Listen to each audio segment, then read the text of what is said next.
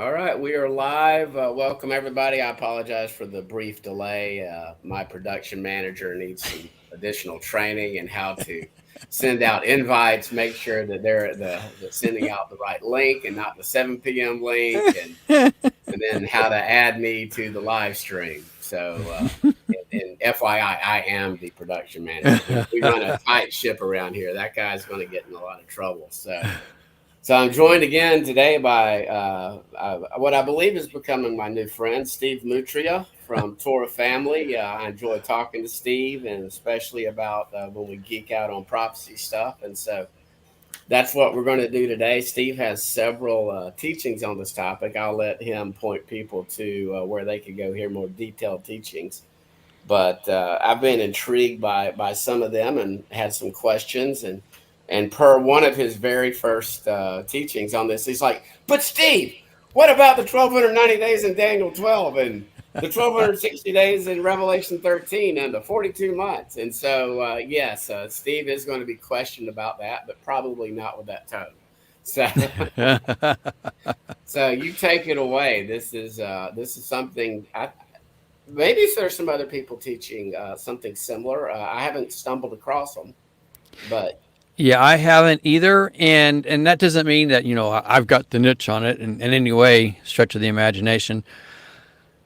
I just know that if Yeshua says the days are cut short, that's got to mean something to us. And now, exactly what? Well, that's the endeavor that we're all undertaking and trying to pursue. Does it mean cut by hours? Does it mean cut by seconds? Does it mean cut by days, weeks, months, years? To me, Yeshua couldn't say anything unless it was prophesied first to be said. And that's where I take everything that all my views, and I say all my views because I have multiple views. I don't hang on to just one here and hang my hat on it. As you know, Scott, I've got multiple views, and some of those views contradict one another. And I have no problem with that. I don't want to be one, that just says this is it, doggone it, and that's what it's got to be.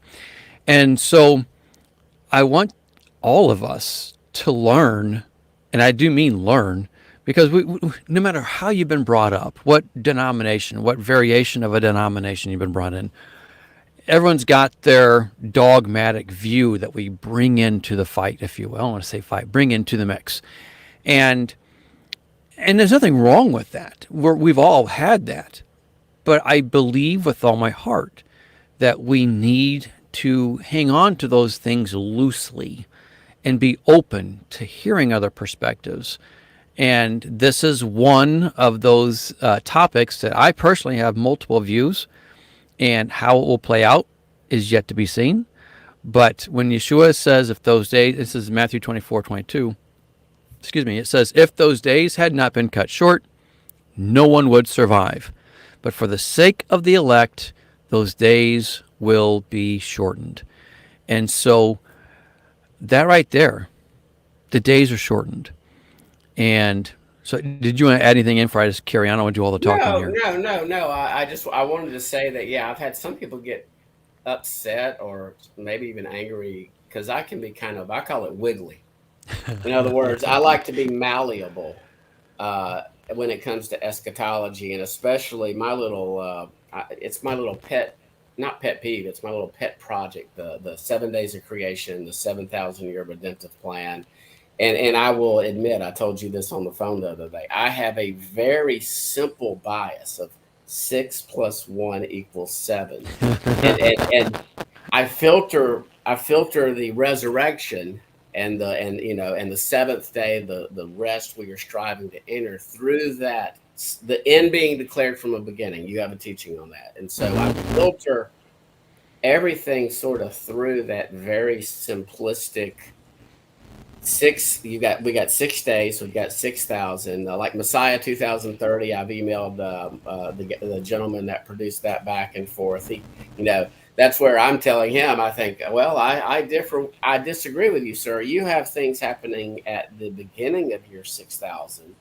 That is not the completion of 6,000. That would be an example of where I would quibble with his production and everything. And then when it comes to the birth of Yeshua, I'm open to as early as 6 BC or as late as maybe 1 BC or 1 AD.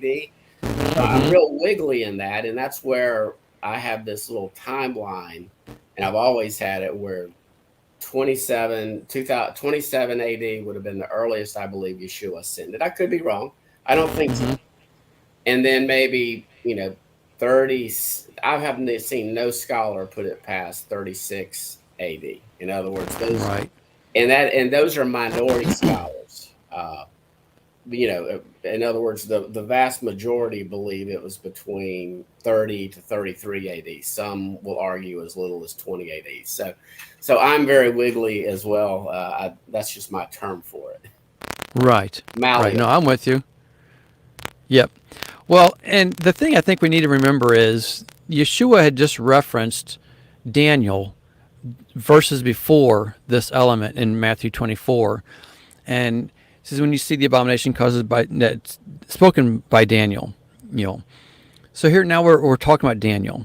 Okay. And then he says, if those days were not cut short. So now all of a sudden he's referencing Daniel. The days of Daniel are cut short.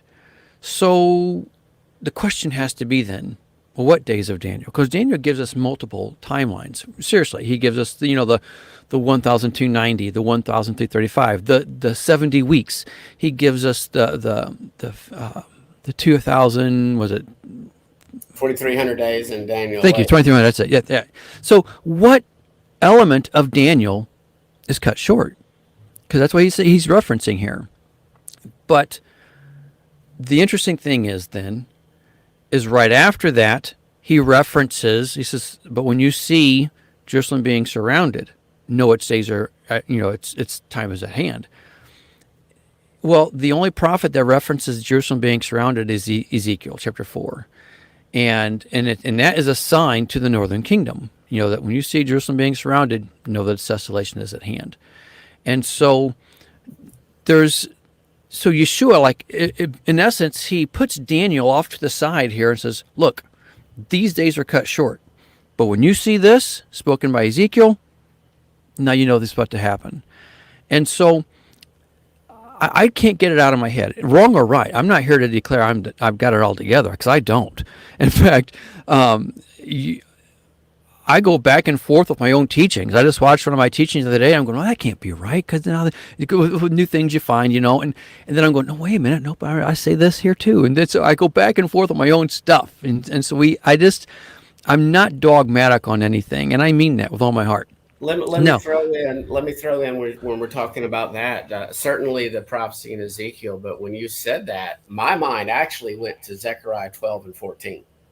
Yes. When all the nations will gather against Judah. And in discussing this topic with my friend Doug Hamp, I told him we were going to do this live stream. He's like, oh, I want to join. I said, well, we're doing it on the 25th, and he couldn't make it. And so gotcha. But anyway,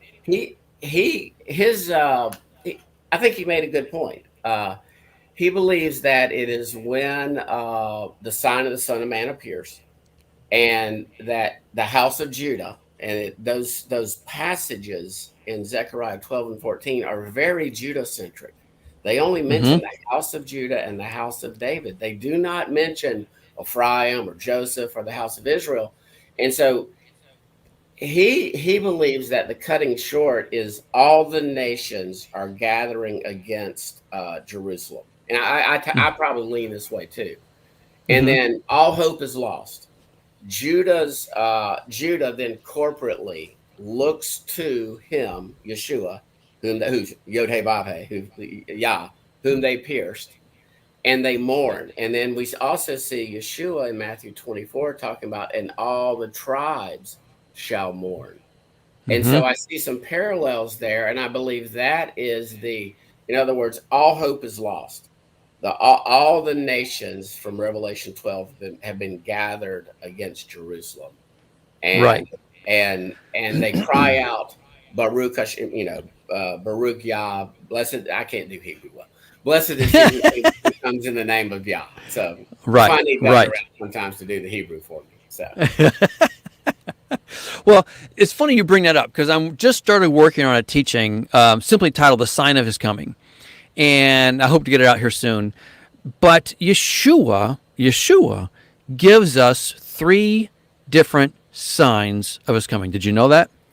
And I find it interesting because it takes me back, and I'll be bringing this out in the teaching, how you Torah establishes there to be two or three witnesses to what? Establish a matter. Okay. Well, and I pull up some of my old notes here that I started on it, and give me a second as I'm reviewing. Okay, so it's Matthew 24:15 and Mark 13:14. Both of those say, when you see the abomination that causes desolation, standing where it doesn't belong, let the reader understand. Okay, so here you see the abomination that causes desolation. Now, next you go, let me backtrack. Luke 21 says, when you see Jerusalem being surrounded by armies, you know its desolation is near. Okay, so now you've got the abomination desolation. Now you've got armies surrounding it. And he adds another one in Luke. This is Luke 17:30. It says, it will be just like this on the day the Son of Man is revealed. On that day, no one who is on the roof of his house with his goods inside should go down to get them. Likewise, no one who is in the field should go back for anything. So here we've got abomination, desolation, armies being surrounded, and seeing the sign of the Son of Man. So it even says the Son of Man is revealed. It even says the Son of Man is revealed. And that can take you, and I don't want to go into the teaching now, but that takes you all the way to Revelation 1. It's the revelation, it's the apocalypso of Yeshua. And when every man will see him. Okay. And that's a teaching in itself. But so there's something we're missing.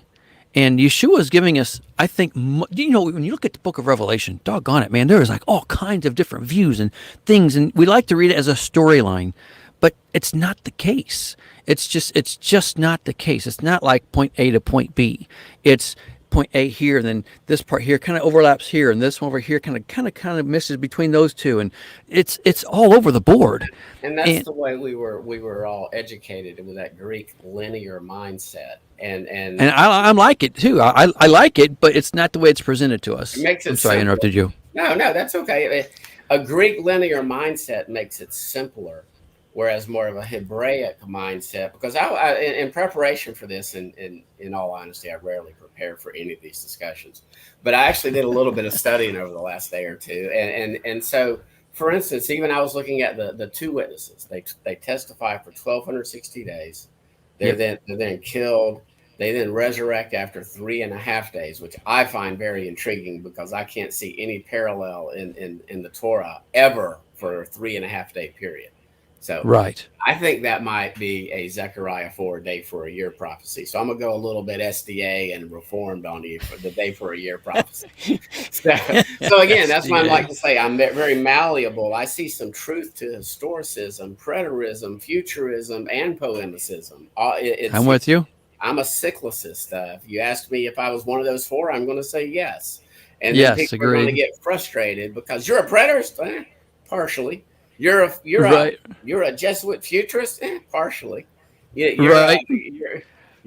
in the Luther and the SDA camp historicism, partly. So then you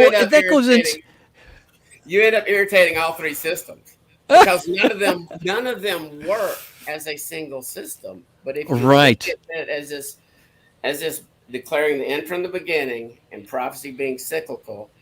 And I believe the more I study Revelation, the more I see the more I see it in Torah, and Lisa Elwine helped me there. Like you mentioned this in one of your teachings when talking about the 144,000. Like, where do we see a specific numbering of the tribes of Israel in which 1,000 from each tribe is called out? It's when it's time for war, baby. That's right. And not one of those men in that battle died. They were supernaturally sealed and protected through that war. You didn't go to war back then and not die. I mean, right. It had to be supernatural. So I see these, sort of. We'll. By the way, guys, we're going to Bible trail all over the place probably but that's where I see just on this issue of I believe the Torah is the purest form of prophecy. In other words, spoken from the word of Yah to Moses, who then records it. and declaring the end from the beginning. And even the story of Israel marching around for 6 days, and the seventh day they march around 7 times before Joshua leads them into the promised land. So that's sort of my filter now as I'm looking at Revelation, trying to make sense of it, because Yep. it's and I do not think, I think when Daniel was told to seal up the words until the end of time, I don't believe that anybody, even they made good efforts, could ever fully understand Revelation until the time of the end.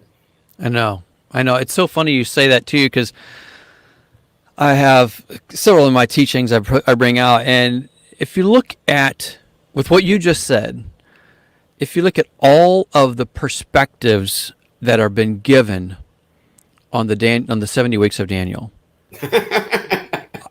seriously, Like I have not. 32, I'm sorry. 32 or 33 Well, or 35. well, no. Well, it's just on the 70 weeks. It's always a week means this, and a week means that, and a week means this. Those, and I've heard them for how long, and these were the same things regurgitated to us that was regurgitated hundreds of years ago, and even more than that back in the day.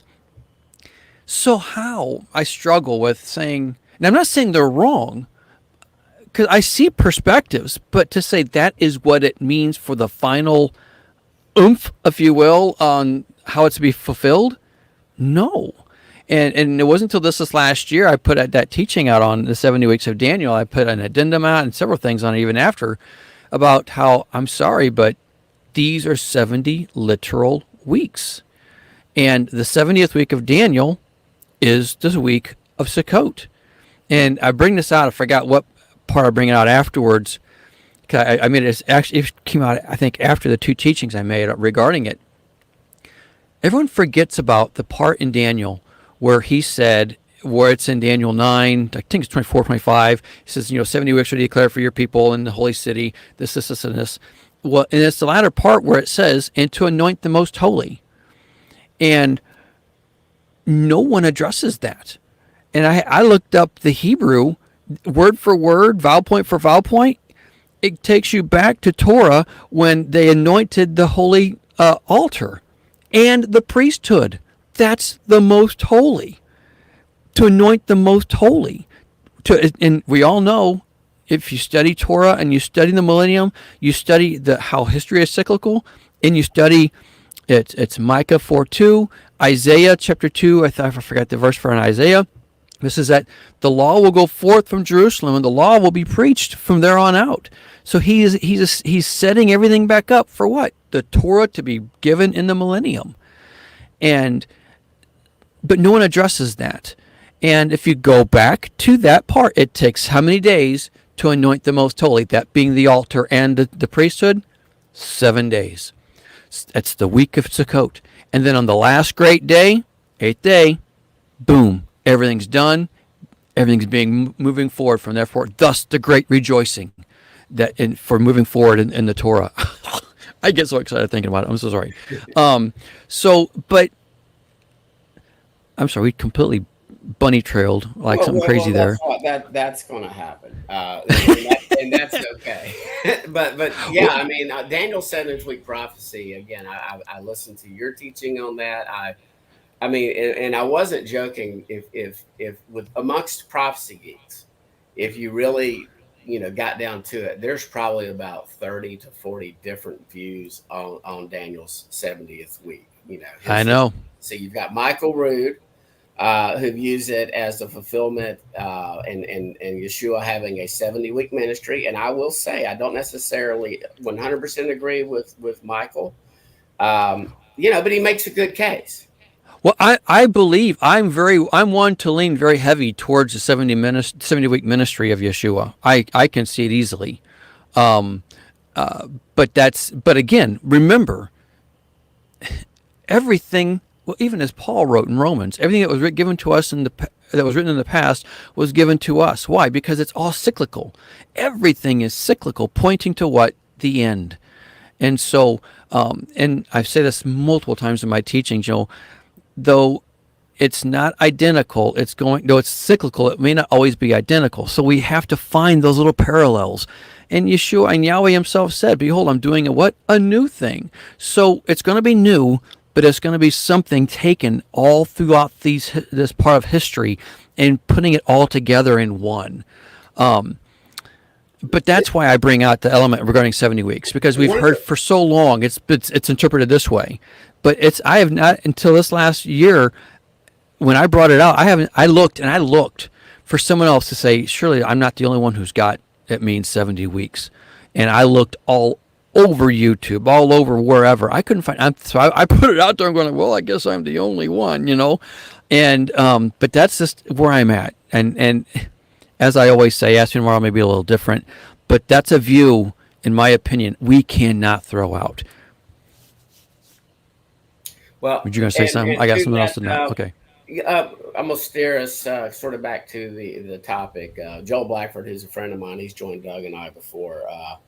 And Joel, I do believe that the cutting short, in other words, that's where Steve and I would differ. But those time frames, those date stamps, if you will, in Daniel 12 and Revelation 11, Revelation 13, I believe they'll fully play out over this period of time. For the woman in the wilderness for the 1260 days, for the two witnesses, the 42 months, 1260 days. But I wanted to invite Steve on to have this discussion because Steve knows that I can differ and not be disagreeable. And I think when it comes to prophecy circles, Joel, we need to be able to listen to other people without lobbing our grenades. And we're going to have Joel on in a few weeks because we all have different understandings. But I believe when the rewards are handed out on at the Bema seat, I don't think we're going to get any extra credit for being 100% correct on the eschatology, whereas we are going to probably get some rewards for how we treat others who might have different understandings. And I have been guilty, and I'm looking in the mirror right now. I'm looking at me right now. I've been very guilty against some of my pre-trib brothers of scoffing and mocking. I need to learn how to say you're wrong, and that's okay that you're wrong, but be nicer about it. And I'm talking about the dispensational version of it, in which we get raptured out of here before a 7-year tribulation period. What most people that have studied prophecy have been taught since they were wee little bitty kids, right? Grow up in it, and you were post-tribulation. Rapture for 28 years, 29 years. And now, and that's sort of this cutting short part. Now you believe and I don't like to use the term rapture. Do you believe the resurrection is before the tribulation period? And so that's what I want to discuss with you as far as this. Yeah. And because those are the same thing. Yeah, the resurrection is what the modern church would call a rapture. I just like to use the resurrection because it's a more biblical term. And my thoughts are, though, that one, I don't believe in a 7-year tribulation. Okay, that comes from Daniel 9:27, and I think that's completely all misconstrued. And I have several teachings out on that.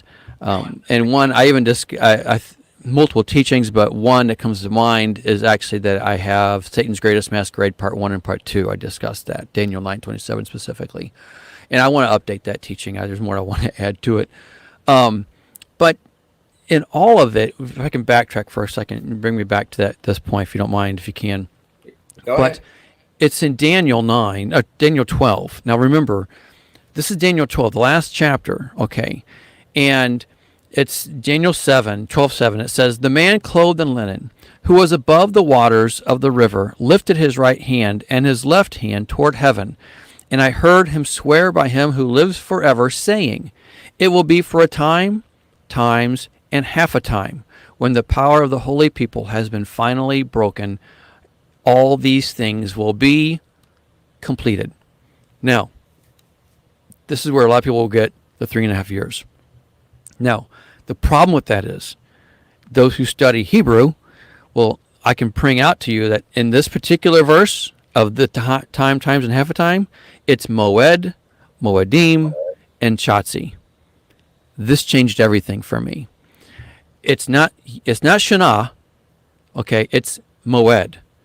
If it said Shana, I'd give you years, okay? And But it it's never says translated years. Never.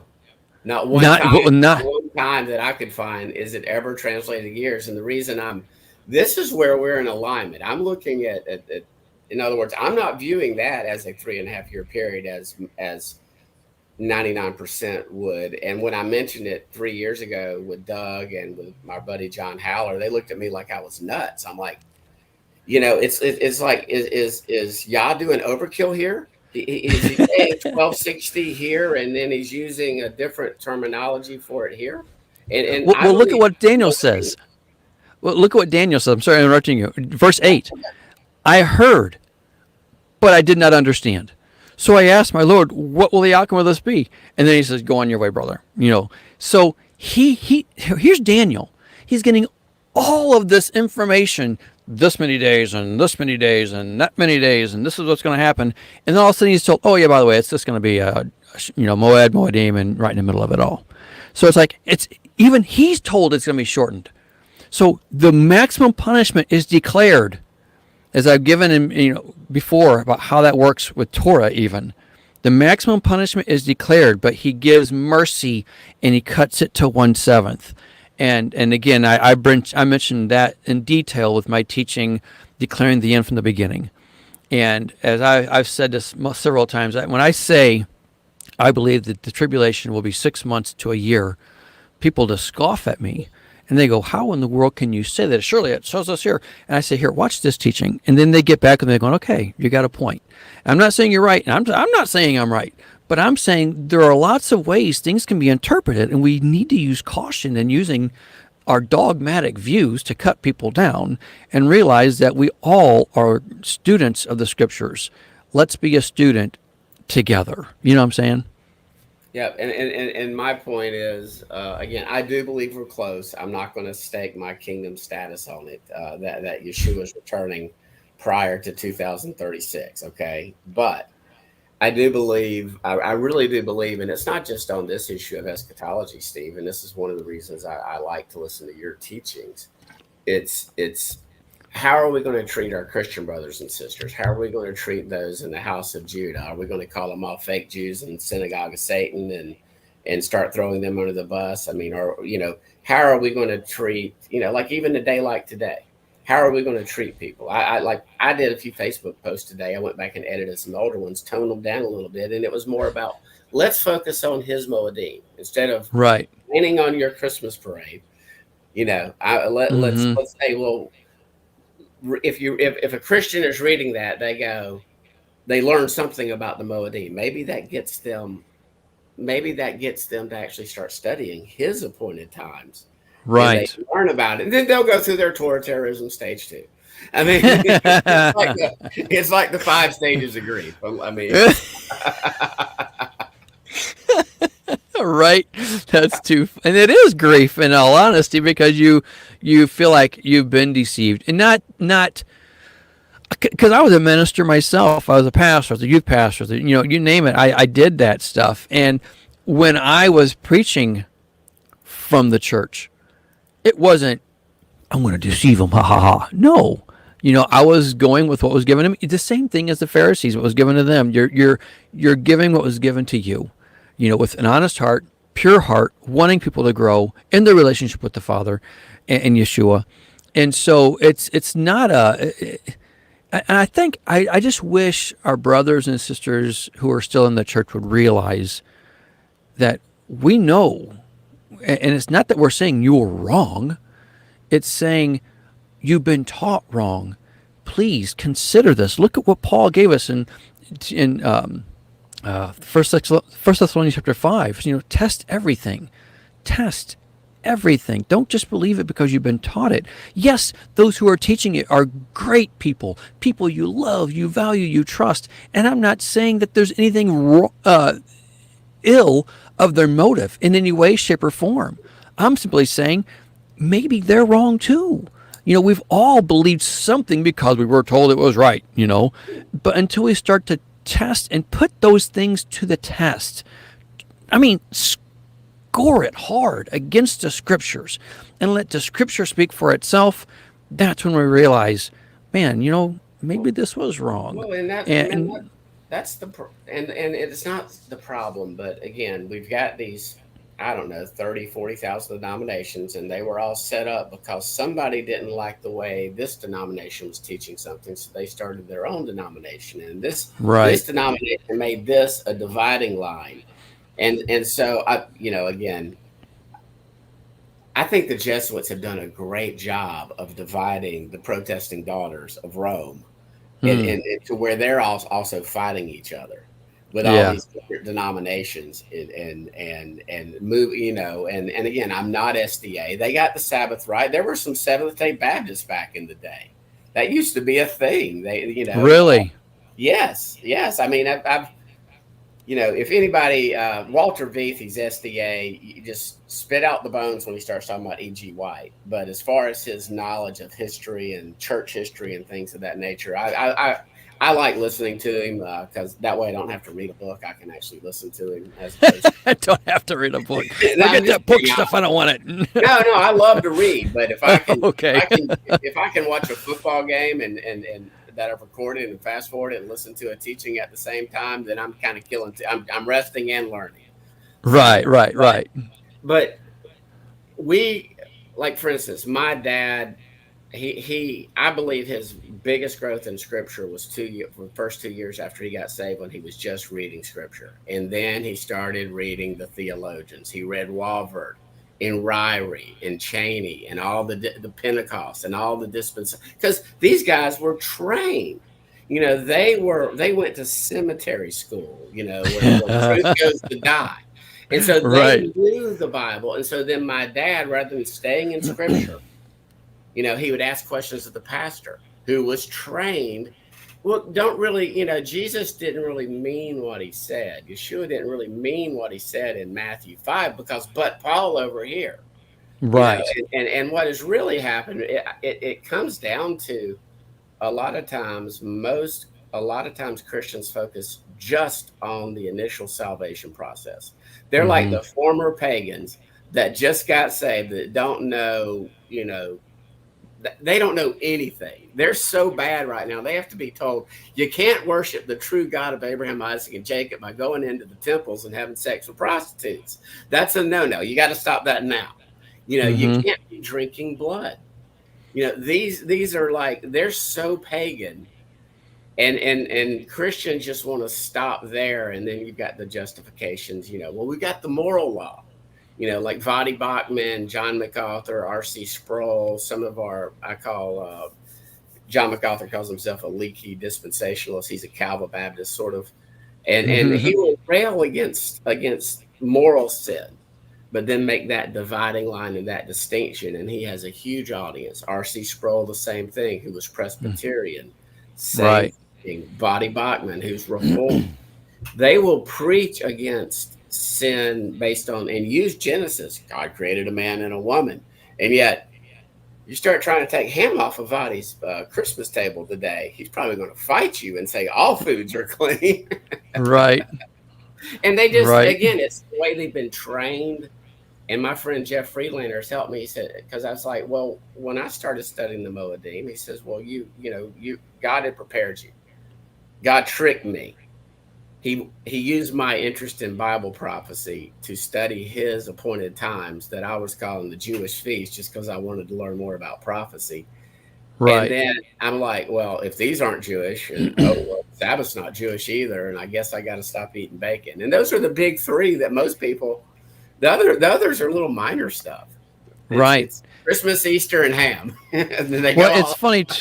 It's funny too because you mentioned the element of all foods have been declared clean, and I always kind of people don't know how to take me. I go, I agree.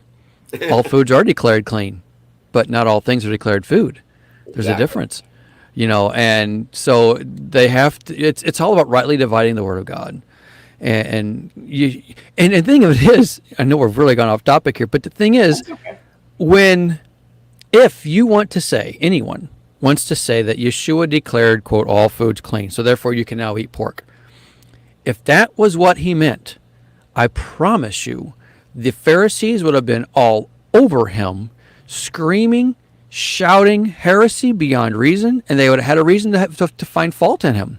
He would have been a But false teacher. exactly. And on top of that, you've now made your spotless lamb a spotted lamb because he's preaching against the Torah. And so And it same can't thing with be. Paul, although Paul was not the incarnate word of God. If Paul taught the way he's been interpreted, Paul was a false prophet and should have been stoned. If that's what exactly. And Yep. these people that throw out Paul, I'm like, no, I'm not gonna be mean right now. I'm gonna quote Peter. Paul is Right. somewhat hard to understand. And the ignorant, they just don't know any better. They're ignorant. Ignorant is lack of knowledge and understanding. It does not mean lack of intelligence. It does not Right. mean stupid and unstable. Unstable now you're getting into different ground. In other words, there are some probably that know better and understand this that would still teach falsely. Hmm. Those are going to deserve, I believe, the harsher judgment than those that are just merely ignorant. Right. In other Agreed. words, there are many, and I had a conversation with Tim Cohen yesterday. You might have heard of him. He's the guy that wrote the Antichrist in a book. Oh yeah, I read that book. Hmm. I really liked Tim. I liked him. He's smart as a tack. And the reason I loved Tim, and Tim knows this because I told him this, I says, Tim, you know, people have told me that I appear too confident and can come off arrogant. I said, I really appreciate you, man, because you make me appear humble. It's like the person that has open foot, open mouth, stick, insert foot. Yeah. I love those people because they make me feel a little bit better about myself. Oh my goodness, that is great. Well, maybe we should get back on topic All here. right, go ahead. You take off wherever you want to. Well, and this is something for those who have not heard my viewpoints before, or even if you have. One thing that brings me to the element of the days being cut short. I don't believe, and this is something wrong or right. This is just where I'm pretty firm, and this is how it will be cut short.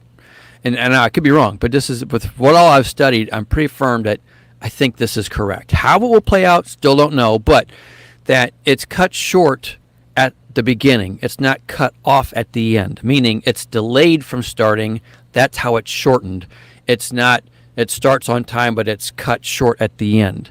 So that's important to understand, meaning it's delayed. It starts late, and then that's how it's shortened. And the biggest support, I believe, for that understanding is given to us in Revelation chapter 10. So if I may, I'm going to go ahead and just read, I don't know, maybe 10 verses here. So give me some grace here, and just to set context and where we're at here. Man, you don't have to apologize. You interrupt me. This is a conversation, so you interject. You read what you want to. Okay, all right. Well, this is Revelation chapter 10. And it says either ESV or the old NIV. And it goes, Then I saw another mighty angel coming down from heaven. He was robed in a cloud with a rainbow above his head. His face was like the sun, his legs like fiery pillars. Verse 2. He was holding a little scroll which lay open in his hand. Now, for what it's worth, I'm going to stop. I believe this is Yeshua. Okay. No doubt. And it's important that to understand he's holding a little scroll. Okay, that is opened, okay, meaning this is the scroll that was just opened back in chapter 6, okay, and now we're seeing it lay open in his hand. He planted his right foot on the sea and his left foot on the land, verse 3, and he gave a loud shout like the roar of a lion, i.e., the Lion of Judah. When he shouted, the voices of the seven thunders spoke. And when the seven thunders spoke, I was about to write, but I heard a voice from heaven say, Seal up what the seven thunders have said, and do not write them down. Why that's the case, I do not know. But we move on. Verse 5. Then the angel said, I had seen standing on the sea and on the land, raised his right hand to heaven, and swore by him who lives forever and ever, who created the heavens and all that is in them, the earth and all that is in it, and the sea and all that is in it, and said, There will be no more delay. But the days when the seventh angel is about to sound his trumpet, the mystery of God will be accomplished, just as he announced to his servants, the prophets. So, he says there's no more delay.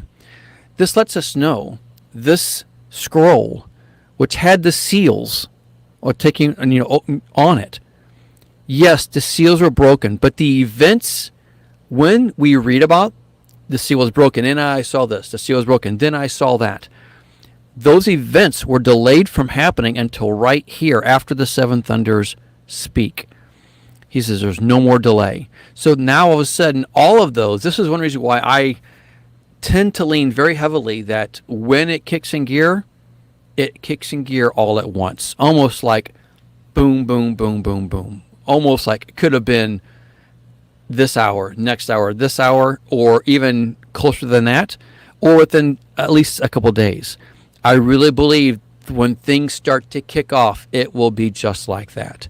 It'll be accelerated and compressed, sort of like this first, sort of like his first coming, his first parousia, and I can't speak Greek either. Certain prophecies were fulfilled at his birth and over the course of time. But then I forget the percentages, Steve, but I think it's like 80 to 90% of the prophecies were actually fulfilled during the final 7 days of his life, resurrection, and then obviously we can add in his ascension and Shavuot, or I believe a partial fulfillment of Shavuot, not a complete. We could do that topic again on another day, maybe as we're approaching Shavuot. That would be a good discussion for that. So, amen. Yep. Well, I believe it's going to be. I believe it's that year, that final year, is when things really. I personally believe the trumpets are the final year.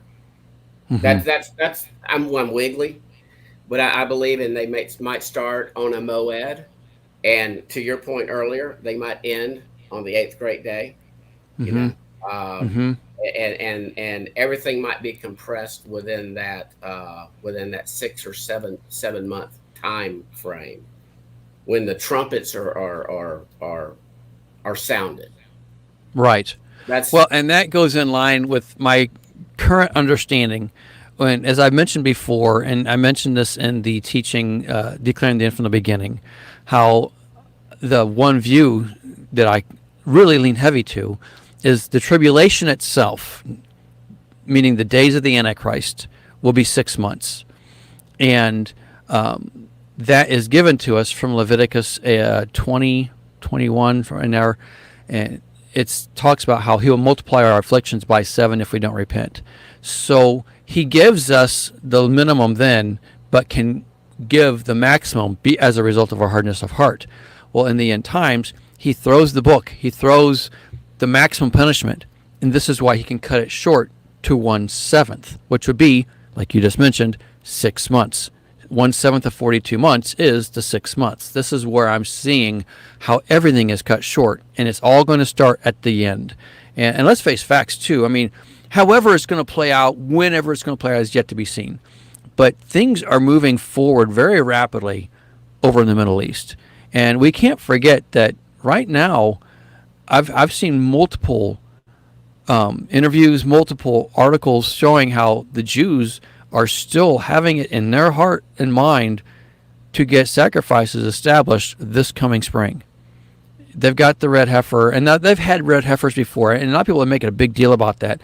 I've seen red heifers in the past that they've had it, but the timing just wasn't right. Things didn't work out, or maybe they disqualified it because they found one hair, or, whatever. I don't know. But as it stands right now, things are still moving forward with full steam ahead. And so it's all lining up still. I can see that last 6 months kick in gear this coming spring. I really can. Now, how will it all play out? I don't know.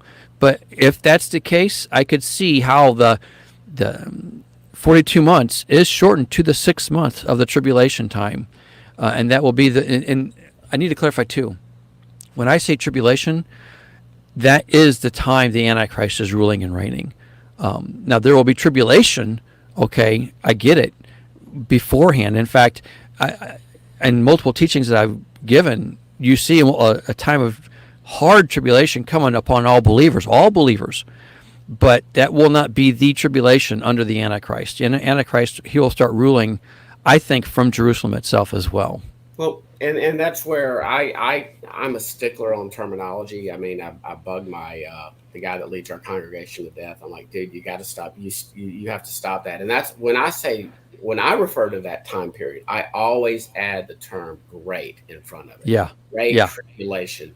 And the reason I do that is because amongst those who like to listen to shows like this, or like to study prophecy, or listen to your prophecy teachings or other prophecy teachers, it's common nomenclature and it's error, because when most people, not necessarily people that listen to my channel, when they hear the tribulation period, they automatically think 7 years. Like Mm-hmm. even my friend Tim Cohen, like yesterday, and again, Tim's never wrong about anything, but I like him. It's okay. He just thinks I'll eventually understand as he does, and he doesn't know me that. We might. I mean, you never know, you know. Well, but he talks about it. He calls it Daniel's 70th week tribulation period. Oh yeah. In other Okay. words, the tribulation. He calls it the tribulation week, the Yeah. tribulation week, and he's meaning and then my 7 years. friend, Nelson Walters, we've had him on. He constantly talks about Daniel's 70th week tribulation period. So that's why I like to refer to the Great Tribulation. Where Mm-hmm. I align with you is I don't believe that the trumpets are going to be blown and started until that final 6 month period. 6 month Mm-hmm. period. Right. Uh, where we would differ is I do believe it's going to be a 42-month period, a 1260-day period, and this. Some people think I'm nutty for saying this. I believe that for the final 3.5 years of this age, those signs in the heavens that are going to be causing men's heart to faint is Mm-hmm. whatever God did at the time of Hezekiah.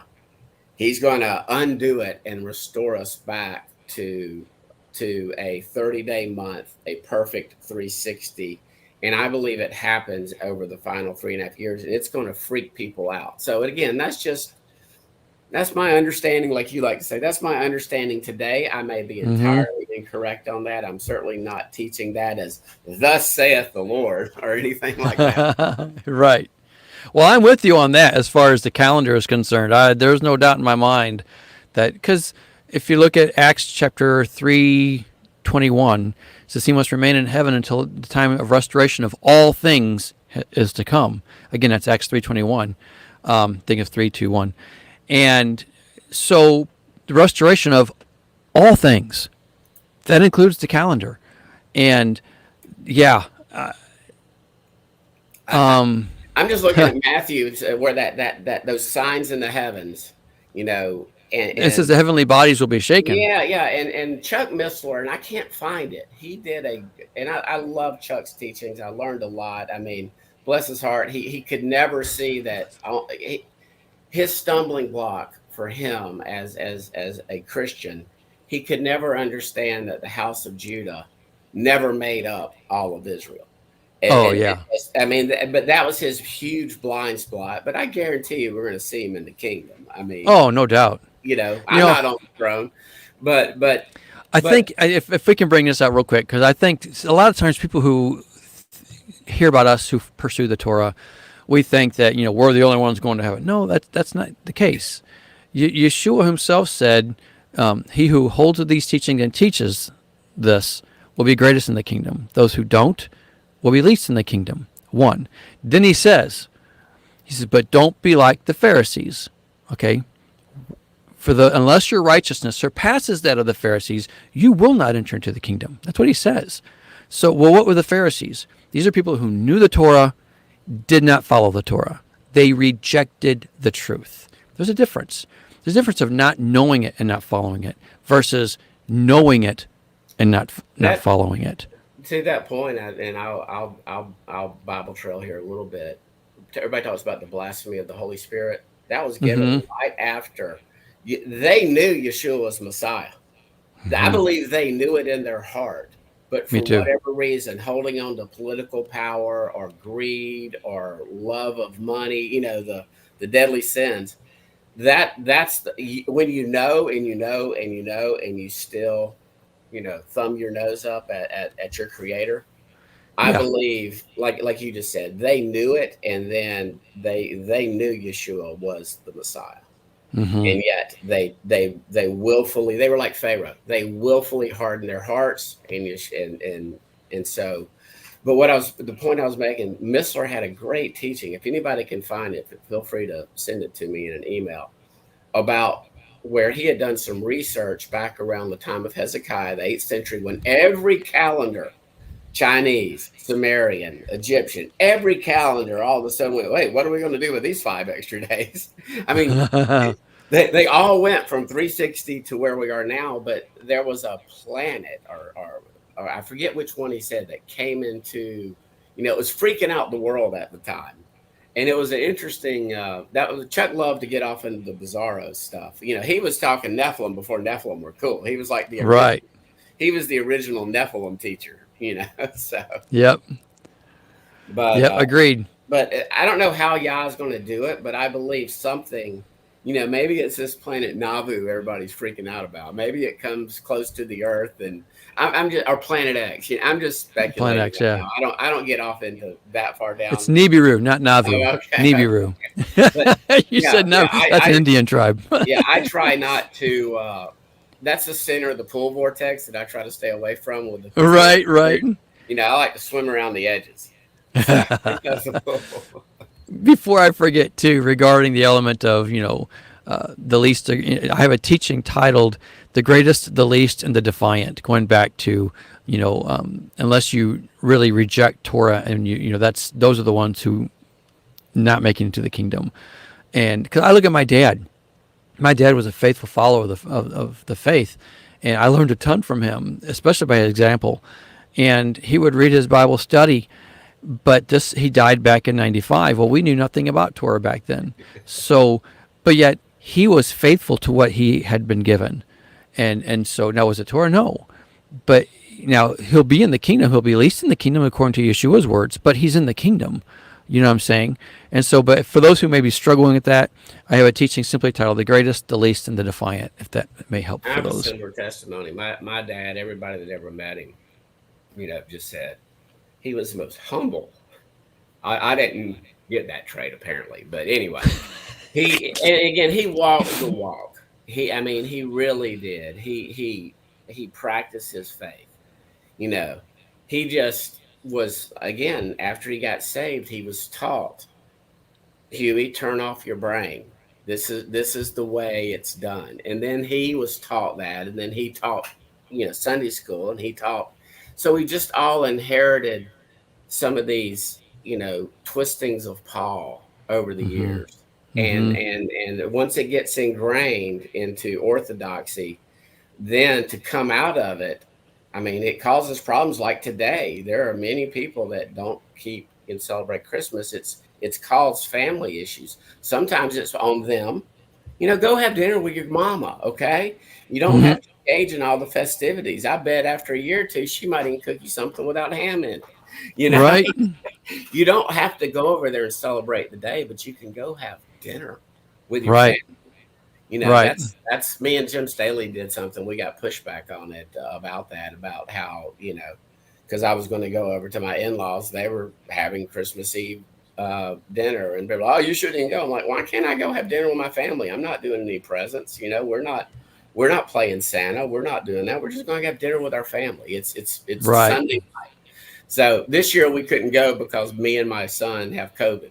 So Oh no. yeah, it's I feel like I have a cold at worst, but so that's where the two of us would differ. I do believe it's going to play out in it, but it will be cut short. In other words, Yah's got to intervene, or I like to say, if you know, Satan wants to kill everybody, and even if I didn't believe in the Bible, I would look right now, and I say this a lot.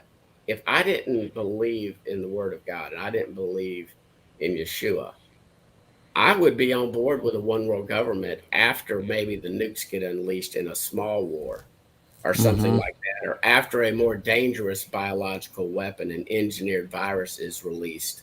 I would say Right. we are eventually going to kill each other unless we can come together and unite as a people, this one world religion, the thing the Pope's pushing now, ecumenism. We've got to get rid of all this. We've look at all the wars that have been fought in the name of God. So, I Mm-hmm. mean, I can see, and especially if there is some nuclear exchange, how that's where I see potentially, my speculation theory on how things might play out. Right. So it's not thus saith the Lord. I'm just sort of how history has moved to where we Oh are, yeah. and Well, I it's know we're wanting to open up for questions here soon. I want to before we do this, I want to make a couple more thoughts here. And I get a lot of people sending me stuff a lot whenever I do get to my emails, and my thing is, and I hear all kinds of theories. Well, this is got to play out. This is got to play out this way because of the economics and the Agenda 2030 here and all this kind of stuff. In all of the perspectives that I hear and consider with all of this, no one ever, in my opinion, and maybe I'm wrong, I just feel like we completely omit the verses that talk about Babylon getting caught by ambush and destroyed by ambush.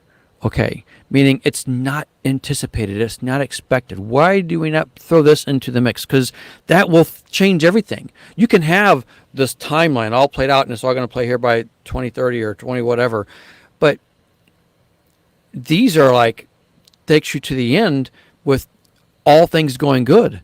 But Yahweh says Babylon's going to be caught off guard. That means the world is caught off guard. And then you've got Yeshua who says, look, there's going to be planting, sowing, marrying, selling, all this stuff is going to be going good, just like as in the days of Noah.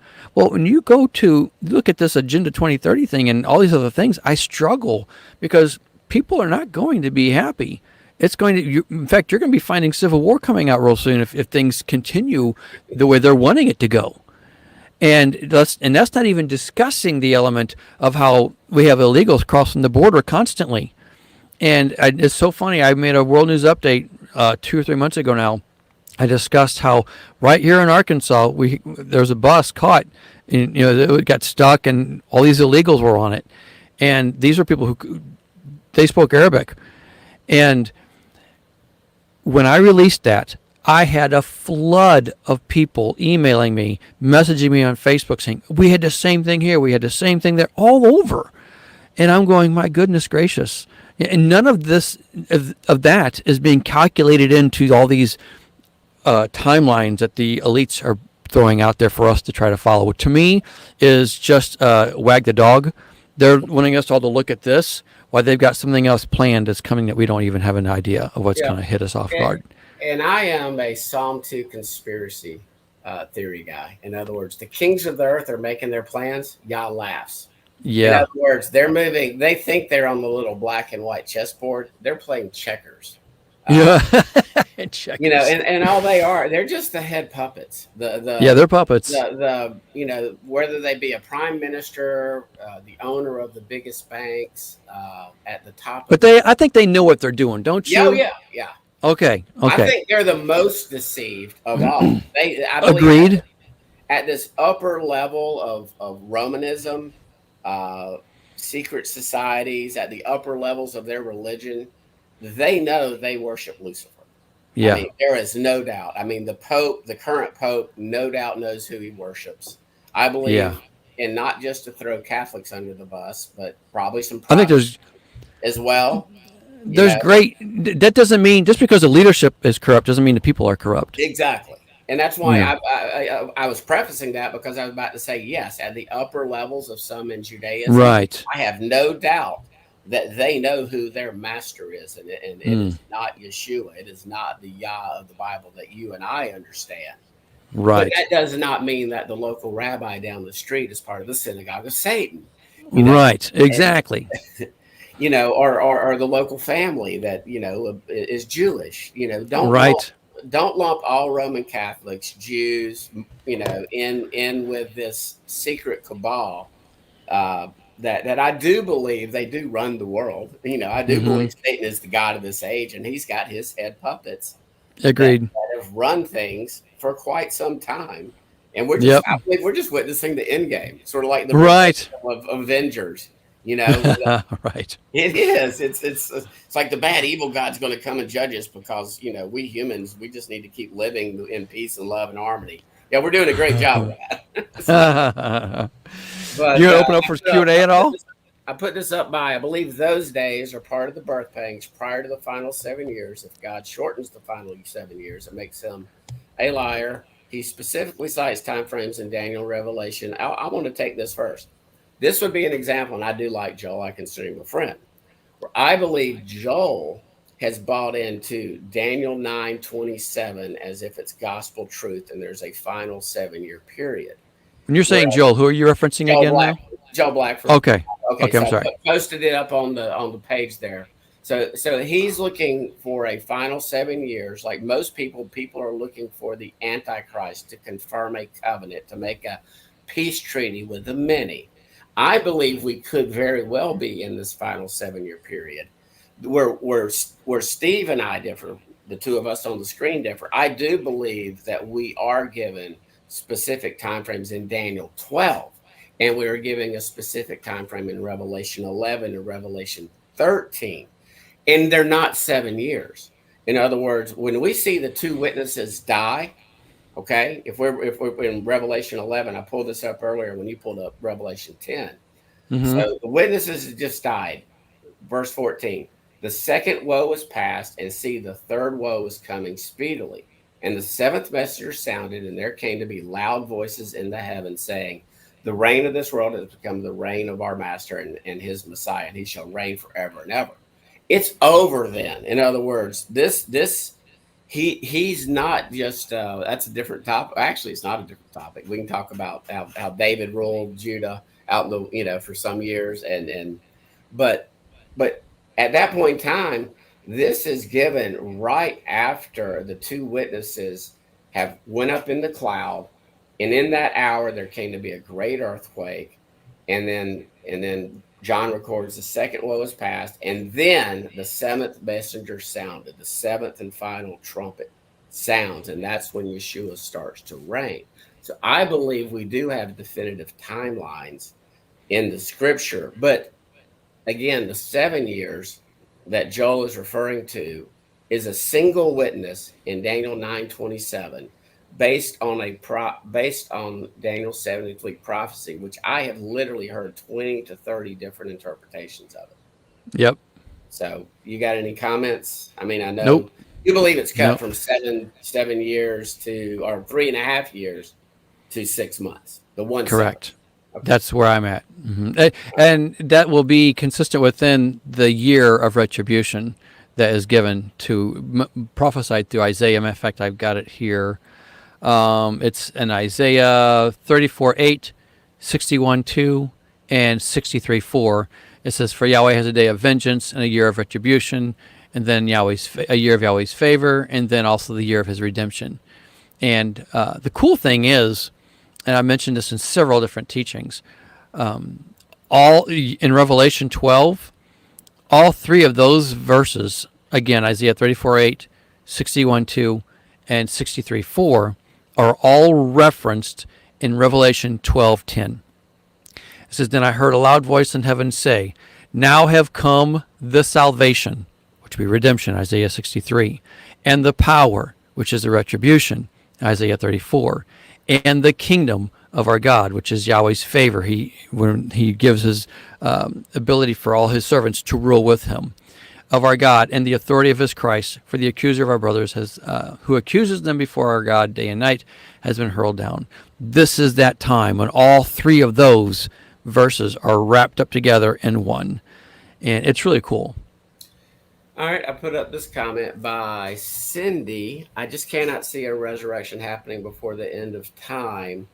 And to that, it's sort of a question, but I believe it happens at the end of this age, at the first resurrection from Revelation 20, the from 1 Corinthians 15, Yeshua the first fruits, those at his coming, then the end. The end there in 1 Corinthians 15 would be the second resurrection, the great white throne judgment. And Correct. so we'll still be in the time domain during that seventh day. I've started to use, Steve, instead of saying the millennium, use the 1,000 year long seventh day, that day of rest that we are striving Right. here. Again, going back to Genesis 1, looking at prophecy, and Genesis 1 being prophecy. Uh, Hmm. and and I think we actually, even though we're coming at it from different angles, we're actually seeing the resurrection occurring at the same time. I just believe there's going to be a 42-month period of great tribulation. You believe it's cut short. We both are in 100% alignment. There's only one first resurrection. Correct. Yep. Agreed. However it plays out, there's going to be a resurrection at Yeshua's return, and then you've got the last resurrection at the end of the millennium. So I want you to take this one first because I've listened to your teaching, so I know. Hey, can you read it on your screen? Is it popping up? let me. I'm sorry. I got my Bible verse up real quick. I mean, my Okay, Bible software. I can read the Okay. first. This is from Tammy. I got. Okay, if the time period, 3.5 years, is shortened to 5 to 6 months, will there be a second Exodus, or is that what Steve is calling? Okay, there will still be a second Exodus. In fact, I have a teaching titled The Second Exodus. And the second Exodus consists of those survivors who survived through the time of the tribulation. And again, you can go to the teaching The Second Exodus, but the second Exodus will consist of those who have to endure the purification time through the tribulation. And that being the case, let's not forget, the tribulation is for the church. It's to purify his body, his people, to be with him. And so, hopefully I answered that. So again, the first resurrection will take place first, and then the survivors who have to go through the time of the tribulation will then go on their journey after the Battle of Armageddon. In fact, I love this because if you look in Ezekiel, is it Ezekiel 37, 38, and 39, where it talks about there's 7 months of cleaning up the dead bodies and stuff like this. This shows to me that we'll all be in the kingdom participating in the second Exodus, after the second Exodus, for the second Passover. And I mentioned that in multiple different teachings because the second Passover is given for 2 reasons: touching a dead body or going on a long journey. Okay, well, those who are in the land who are cleaning up the dead bodies, okay, well, they're unclean. Because why? They're doing it for 7 months. Well, and I say if, the Battle of Armageddon takes place any time around the fall feasts, then you go 7 months, you're going to go past the time of first Passover. That means why? They're cleaning dead bodies, they're unclean. And then you got those who are on the second Exodus, well, they're on the long journey. So they all make it back in time for second Passover. And then those who are cleaning the dead bodies for 7 months, they can be clean for second Passover. And I got several second Passover teachings on that. But again, that's all mentioned with the second Exodus. Yeah, and this is sort of my current very wiggly understanding right now of the second Exodus. You guys tune in tonight because this I might address this tonight when we're talking about the zapture of the of the man child, and perhaps even this a rapture happening where people remain human. So that's what we're going to be discussing with Tony Robinson at 7 o'clock tonight. So I'll just hold that one about as far as how I see maybe a second Exodus happening, because that's more germane to that topic. So let's see if we got another question. Real quick too for Tammy, I have another teaching simply titled Armageddon and the Parousia. I discussed the second Exodus with that too, Armageddon and the Parousia. That's the title of it. Hopefully that'll help her. I'm gonna put another comment up here by Joel.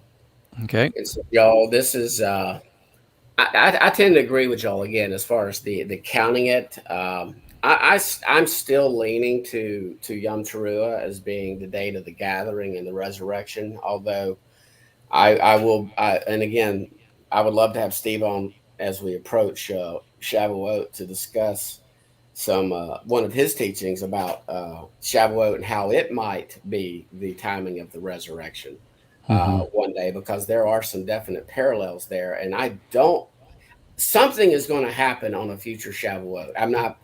In other words, in that final year or this final 3.5 year period of time, whatever it may be, I believe there's going to be prophecies fulfilled on the Moedim. Mm-hmm. And to what Steve is, what I like about Steve, he doesn't just watch the Moedim. I believe that's when the major events are going to happen. But Steve will also watch the fast days mentioned in Zechariah. He'll watch other dates, for instance, mentioned in Habakkuk or Haggai. Uh, Mm-hmm. Today was a day you were even watching to see if anything would happen. Correct. And still, I'm watching through New Year's, and that's only because of Amos 8:9. And Amos 8:9, he says, "I will turn your feast days into mourning." And he specifically is talking. Now you got to remember in Amos, he goes back and forth. He's talking to the northern kingdom. He's talking to all. He's talking to the southern kingdom. He's talking to the southern northern. He goes back and forth, and so you got to watch the context. But in Amos 8:9, he is specifically talking to the northern kingdom, and he says, "I will turn your feast days into mourning." So this can't be a Purim. This can't be a Hanukkah. Those are Southern Kingdom feast days, okay, that they've added in. And they don't require them, by say, but they still something that they include in to do. But for me, my understanding right now anyway, regarding the Northern Kingdom feast days, well, that's going to be Christmas. That's going to be New Year's Day.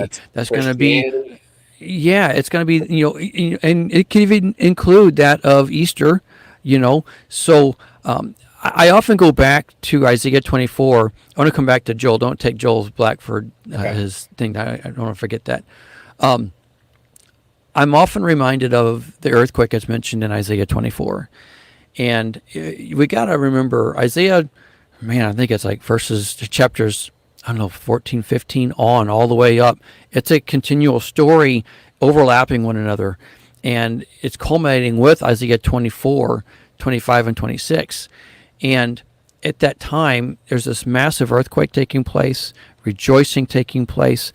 And it says, I will turn your, all the revelers in the streets will be crying, all the beer drinking, wine taking, all this stuff comes to an end. And when I read it, I'm going, oh my gosh, is this like a Fat Tuesday type thing, And you could see it, I even have a teaching, it's titled, When the Trees Are Dry. Yeshua said, and this is when he's being crucified, people were crying and mourning for him. And he says, women, don't cry for me. And I'm obviously paraphrasing, forgive me. But he says, if men are doing this when the trees are green, what will they do when the trees are dry? To me, I'm going like, wait a minute. That's a huge timing marker he just gave us.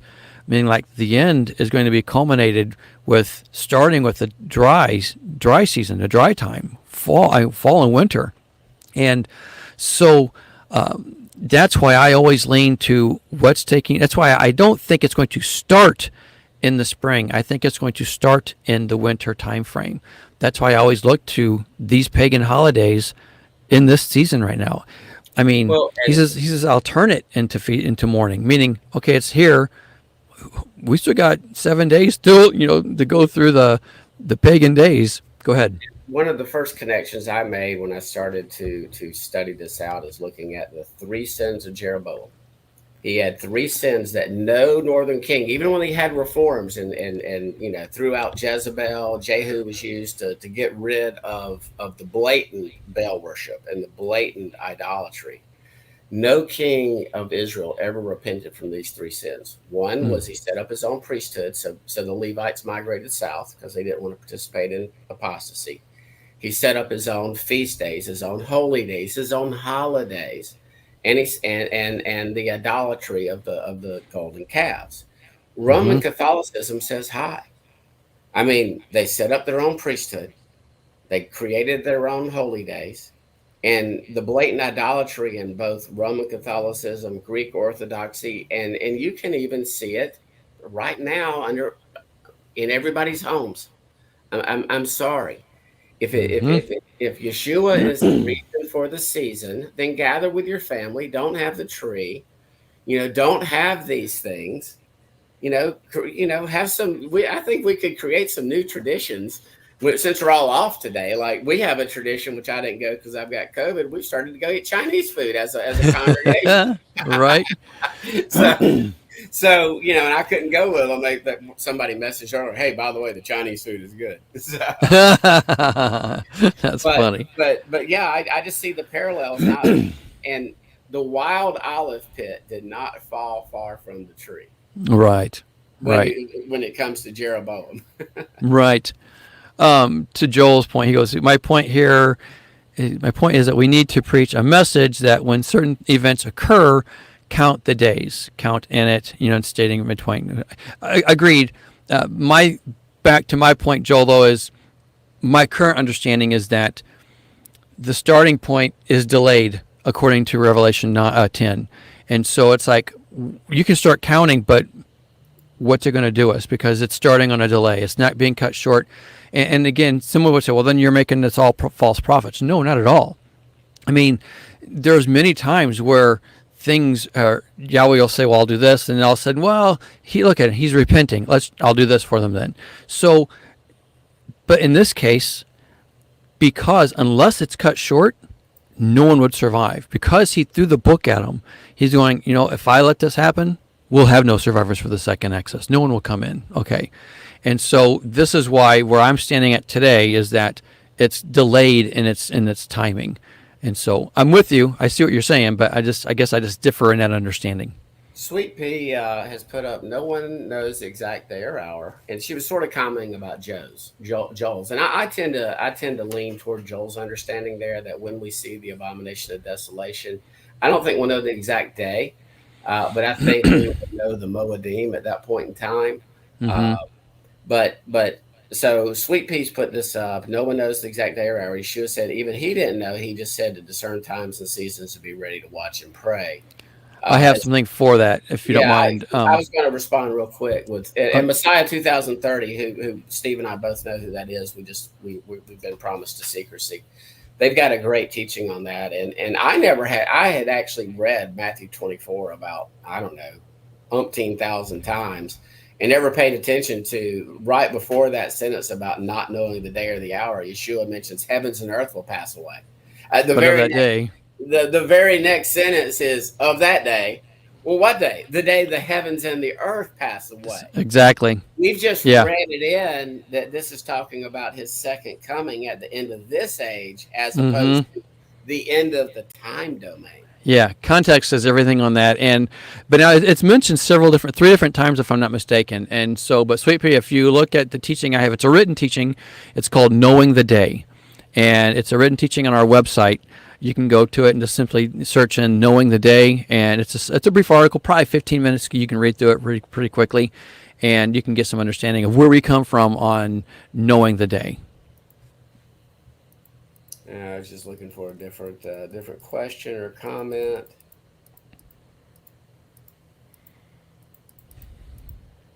Talk while I look, Steve. Talk while you look.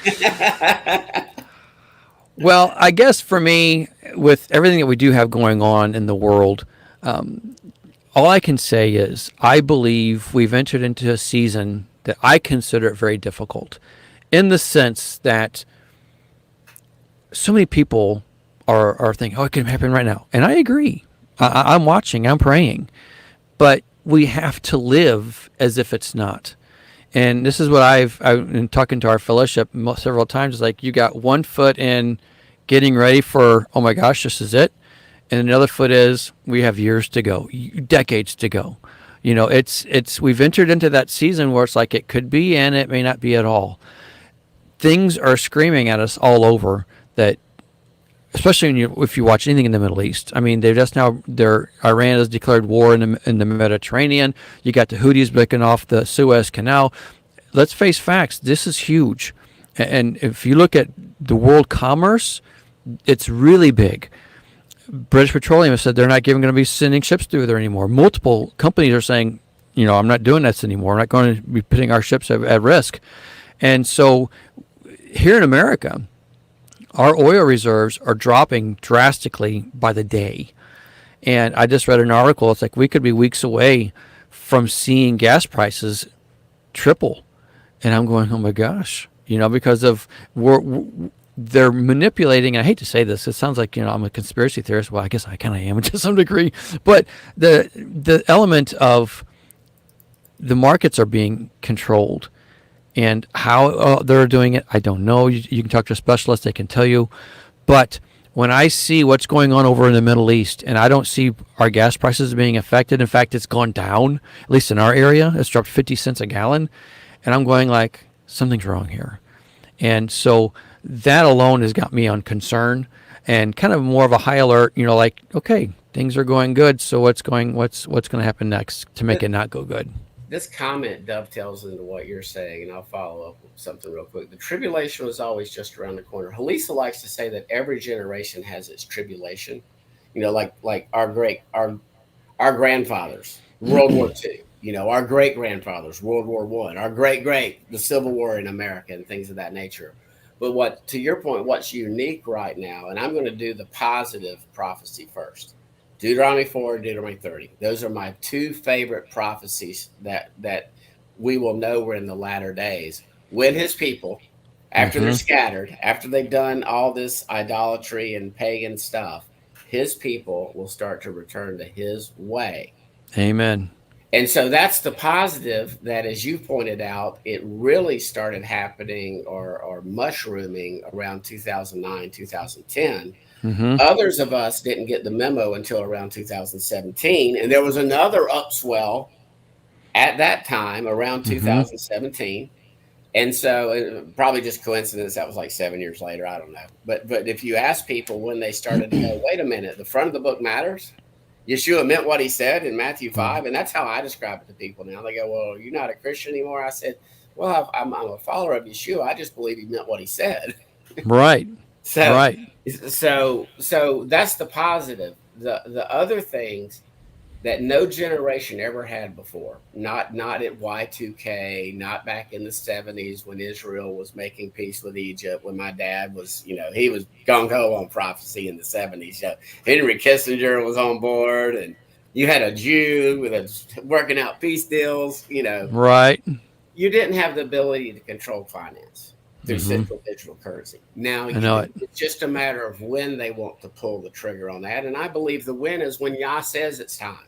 Yep. They're not going to do it until he says it's time. Not only that, with what you just said, which is a huge element, beyond huge because of the digital currency, and that will be the control that they'll have. They'll just pull your plug. You'll lose all your currency in your bank. You name it. They know how to control you now. They can. But that, on top of the element of all these years in the past, these Middle Eastern countries that have always hated, the modern state of Israel, they haven't been nuclear capable. We have them now. Turkey is already nuclear capable. Okay, but because they're on the good side now, well, they're okay. Well, I'm sorry, they've already been talking about leaving NATO. So it's like things are switching over, and all of these countries over there, they're either backed by China, Russia, you name it. They've got big supports that are nuclear capable. So it's like, and then Iran, and people say they're not yet, but I tend to think that they are probably. They're just holding off on it. But the point being is, we are in a world, we aren't living in the 70s and 80s anymore. It's like, it is a different world. Everyone has the ability and is backed by someone who's got the bomb on their side. So yeah, I get the element, it's always around the corner. But the day and age that we're in, it's different today. All right. I'm going to, Vicky, within one generation, 70 AD, Jerusalem, the temple, the Jewish nation was destroyed. I believe that's an example of where preterism is partially true. In other words, there was that generation that did see that part. And Jerusalem was judged, and the house of Judah, that was the beginning of the house of Judah being left desolate. Sadly, it's been her sister, the house of Judah's sister, the northern house of Israel, Christianity, which has been a major contributor to that desolation of our brother Judah, the Russian czars, the Eastern Orthodoxy, Roman Catholicism. But I don't think Vicky is a full-blown 70, 80 preterist. That is the one thing. I love them, but if a full-blown 70, 80 preterist wants to engage me in prophecy, I refuse. I'm like, well, there's no point in talking to them. It's not. Let's talk about anything else. other than prophecy, with a full blown 70 AD, Yeshua returned, and we're in the kingdom now. Yeah. Well, the thing is, when I look at preterism, I used to study it, and I debated them a long time ago. They completely ignored the prophecies at the same time that apply to the northern kingdom, and if you're going to go full blown preterism, that's an impossibility because right now you take Ezekiel, or sorry, it's Zechariah, forgive me, where it talks about the four fasts becoming a feast. Okay, well, they're still fasts right now. Okay, and so there's so many things that are not completed yet. And again, you can take Ezekiel 4 alone, and we can break it down, showing how the northern kingdom, which is supposed to be taking place at the same time of the southern kingdom's judgment, but the northern kingdom was never judged. Okay, we only focus on what happened to Jerusalem, the 70 A.D. Those are all images. We got to remember, history is always cyclical for a reason. It's not one and done. It's here's an example. Here's an example. It's constantly showing us images of what's to come, not what's been done. Just to correct somebody, nobody said 80% of the prophecies have been fulfilled. I was referring to his first coming, in which 80 to 90% of his prophecies were fulfilled in the final week. And I believe it will be like that all these prophecies Stephen and I have been discussing about, Ezekiel 4, Zechariah 12 through 14, Isaiah 11, just to give a few, that they're all going to be compressed into the very end of the age, the final few months. Some might begin 3.5 years before. That's my understanding. But I do believe they really do, I guess, kick off the trumpets for that final Moedim period from Passover to the eighth day is when I believe. So I wasn't saying that 80% of prophecy have been fulfilled already. That would be leaning toward 80% preterism. So Right. but